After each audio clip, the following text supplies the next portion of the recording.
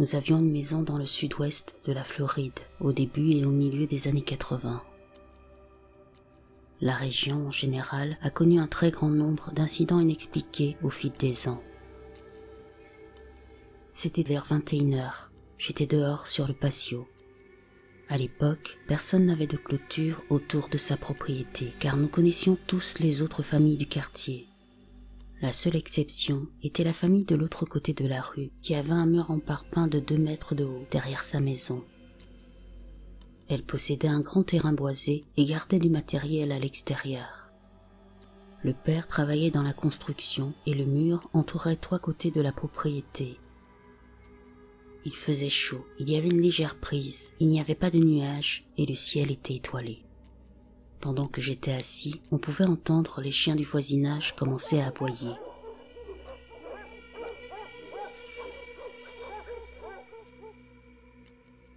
Puis tout est devenu silencieux. Un hurlement solitaire a commencé.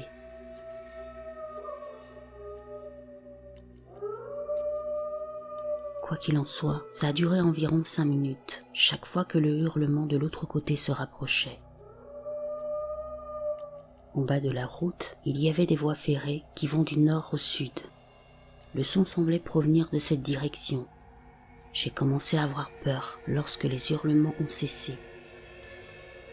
Dans notre cour, il y avait des buissons et un arbre du côté d'où venait le son. Les poils de mes bras et de mon cou commençaient à se dresser. Alors que je me tenais debout, j'ai entendu du mouvement dans les buissons. J'ai jeté un coup d'œil et j'ai vu quelque chose bouger. Je n'ai pas attendu de voir ce que c'était. Je me suis engouffré dans la maison et je me suis tenu près de la porte qui avait des vitres. J'ai aperçu quelque chose de très grand et de très sombre qui se déplaçait dans les buissons. Puis il s'est éloigné et je ne pouvais plus le voir de mon point d'observation. Je suis allé sous le porche pour regarder par les fenêtres en espérant voir ce qui s'y trouvait, mais ça n'a pas été le cas. Je suis donc allé me coucher et j'ai lu un livre pendant un bon moment pour me calmer.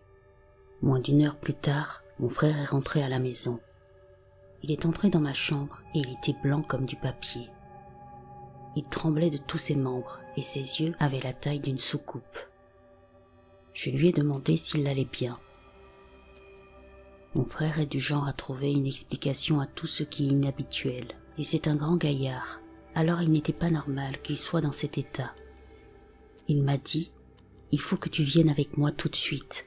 Je t'expliquerai tout quand nous serons dans le camion. » J'étais encore habillé, je me suis levé et je l'ai accompagné. Quand nous sommes arrivés dehors, j'ai demandé ce qui se passait. Il m'a dit qu'il y avait quelque chose sur la route, près des rails, qu'il devait d'abord me montrer. Cela ne m'a pas plu, car je venais d'avoir ma propre expérience avec quelque chose de ce côté-là. Lorsque nous sommes arrivés, on aurait dit que quelque chose avait explosé sur la route. Il y avait du sang partout, comme si un animal ou une personne avait été fauché à cet endroit. Il n'y avait aucun morceau de corps. Mon frère a alors commencé à me raconter ce qu'il avait vu en descendant la route.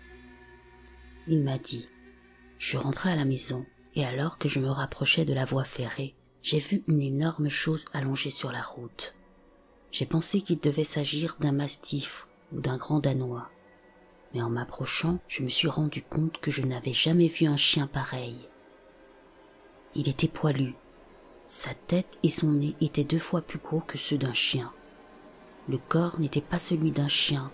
Il ressemblait juste à un chien, mais il était beaucoup plus gros. En me racontant cette histoire, il semblait complètement effrayé. Il n'y avait aucun animal allongé sur la route lorsque nous sommes arrivés sur place, et il ne nous a fallu que quelques minutes pour y arriver. Je lui ai dit qu'il fallait qu'on se tire de là, et nous sommes rentrés à la maison. Je lui ai raconté ce que j'avais vécu juste avant qu'il ne rentre à la maison. Puis, quelques jours plus tard, ma sœur est venue me voir et m'a dit qu'elle avait vu un gros chien rôder la nuit. Il était énorme, et elle l'avait aperçu de l'autre côté de la rue alors qu'elle était assise sous le porche. Je lui ai raconté ce qui nous était arrivé à mon frère et moi, et je lui ai dit de ne pas rester seule dehors jusqu'à ce que nous puissions découvrir ce que c'était. Nous nous sommes réunis et avons décidé de surveiller la cour la nuit suivante. Et là, c'était de retour dans la cour des voisins. Cette chose était grande et massive et de couleur noire. Nous avions des lampes de poche et nous les avons allumées. La chose est partie vers le mur derrière la maison. Leur chien, un petit terrier, s'est mis à hurler comme un fou. Nous avons vu cette créature escalader le mur. Le voisin est sorti pour voir ce qui se passait et nous avons crié qu'il y avait quelque chose dans sa cour. Il est retourné à l'intérieur, a pris son pistolet et a fait le tour, mais à ce moment-là, la chose avait disparu.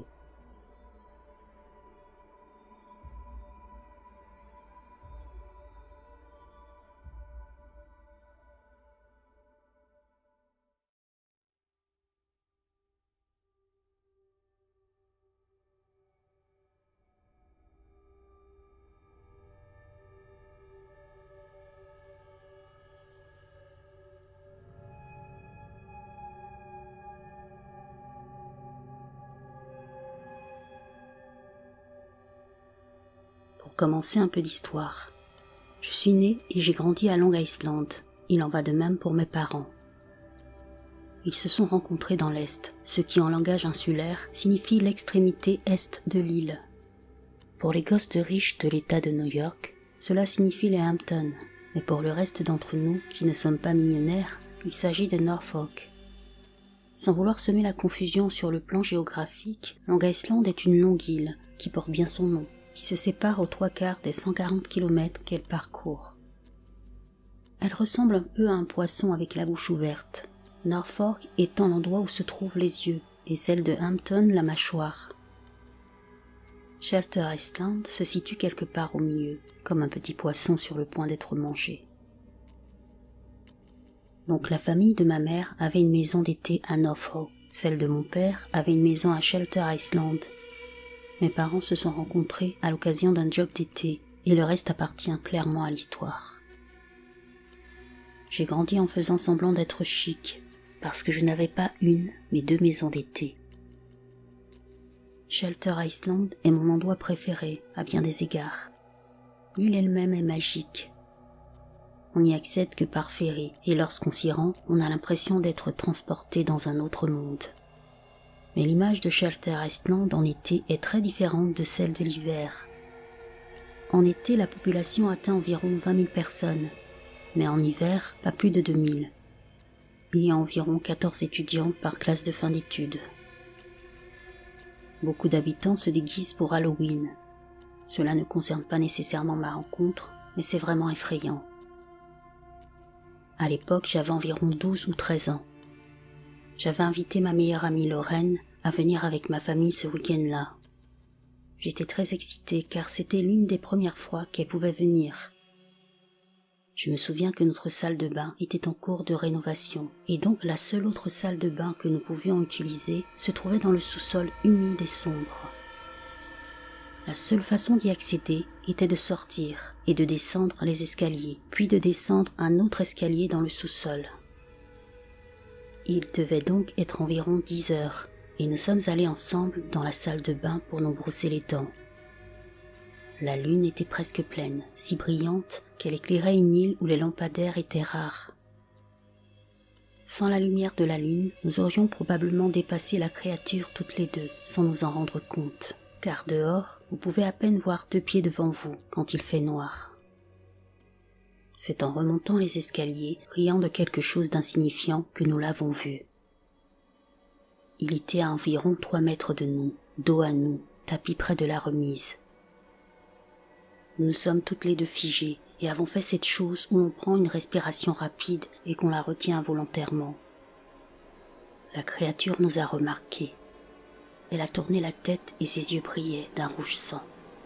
Elle n'avait pas l'air en colère, mais plutôt comme un chien sauvage, ne sachant pas comment réagir face à ces 2 petites filles qui l'observaient. Comme s'il ne voulait pas nous effrayer, il s'est lentement redressé pour atteindre sa taille maximale, qui devait être d'environ 1,80 m ou plus. Pendant tout ce temps, il ne nous a pas quittés des yeux. Il était couvert de longs poils noirs hirsutes et avait des jambes de bête. Après être resté là, figé d'horreur, pendant au moins une bonne minute, tout en continuant à le regarder fixement, nous avons toutes les deux repris le contrôle de nos pieds et avons couru dans les escaliers en criant qu'on avait vu un loup-garou. Mon père est sorti en premier et nous l'avons suivi, mais la créature n'était plus là. Agacé pensant qu'on racontait des mensonges, il a rapidement laissé tomber et est retourné à l'intérieur un peu mécontent. Au fil des ans, j'ai échafaudé de nombreuses théories. L'une d'elles est que les autochtones qui vivaient sur l'île avant l'arrivée des colons en sont responsables, car les légendes de métamorphes sont très répandues dans les cultures des peuples autochtones.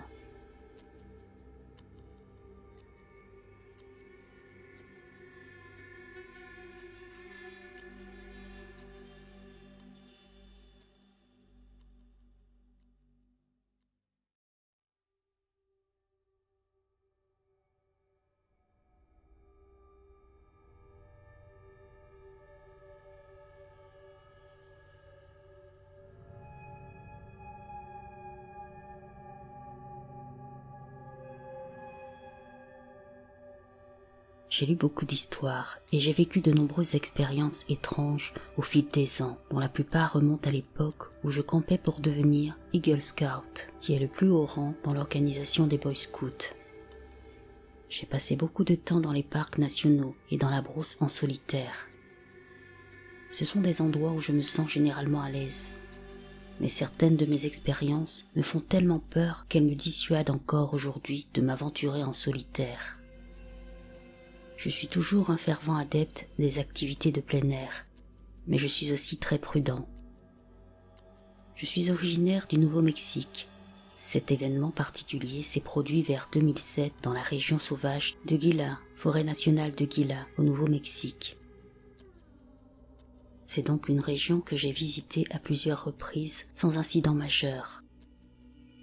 Lors de ce voyage, j'étais avec un groupe d'environ 10 autres personnes. Nous étions à 2 jours de marche, et il en restait encore plusieurs.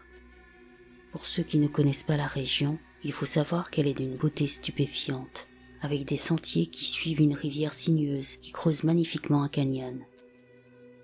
Dans l'ensemble, c'est une région très isolée, qui dégage une atmosphère étrange à certains endroits.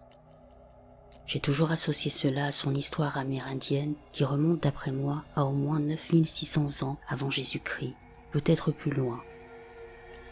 Il s'y est passé beaucoup de choses folles au fil des ans, c'est certain, mais l'histoire est passionnante.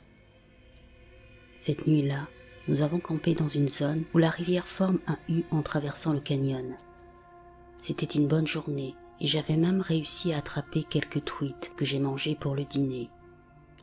Au crépuscule, j'ai eu besoin de me soulager et je me suis éloigné de notre camp pour me rendre dans ce que je décrirais comme un ravin ou un arroyo où les eaux de crue se déversent dans la rivière.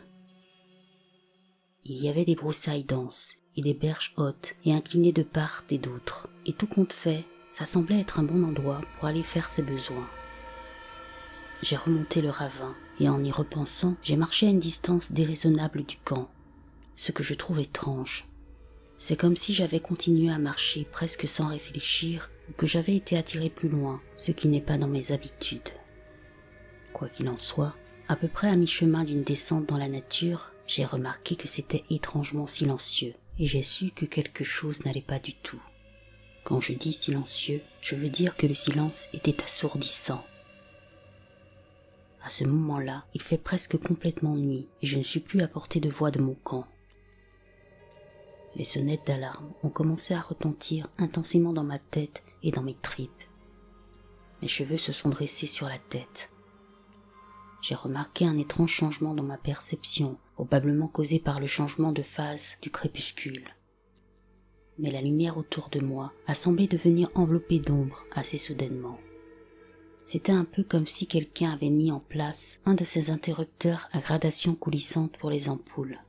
Vous savez, ce sentiment que vous éprouvez lorsque vous êtes assis dans un endroit public et que vous sentez que quelqu'un d'autre vous regarde. c'est ce qui s'est produit soudainement et intensément. Puis quelques instants plus tard, j'ai entendu un craque fort et distinct, et un bruissement étrange à environ 9 mètres de distance, au-dessus de moi dans la brousse. On aurait dit qu'une personne marchait là où personne ne devrait se trouver. C'était comme des pas humains faisant craquer des brindilles.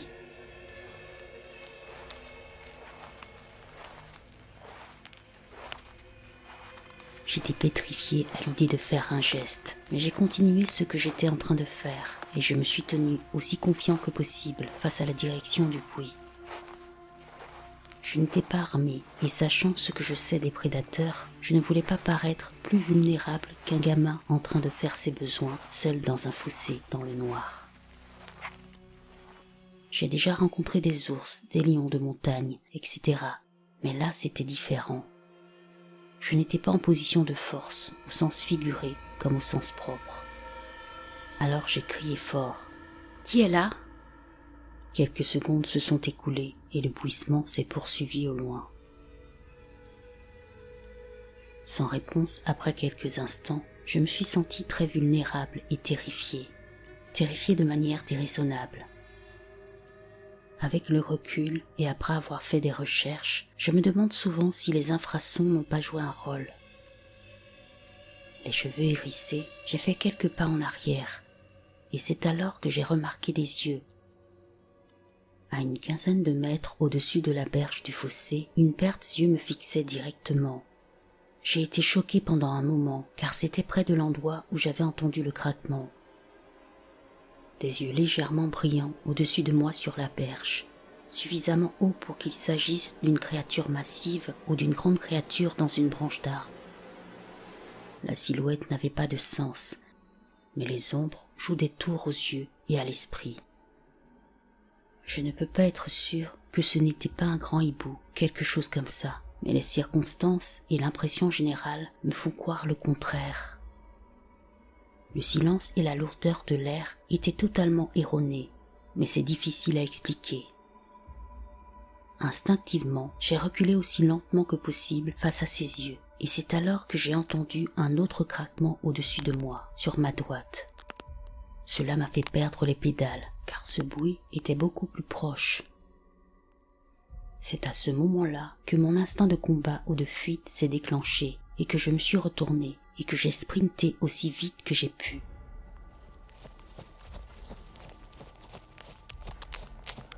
À bout de souffle, je suis rentré au camp et j'ai dit à mes amis que je pensais qu'il y avait peut-être un grand prédateur dans la région et que nous devrions prendre des précautions. Je ne sais pas ce que c'était, mais ce qui est certain, c'est que je me sentais en danger absolu et que toutes mes sonnettes d'alarme me disaient de me tirer de là. Des années plus tard, cette expérience me fait toujours flipper et l'ombre de ce souvenir est toujours présent dans mon esprit chaque fois que je me retrouve seul dans les bois.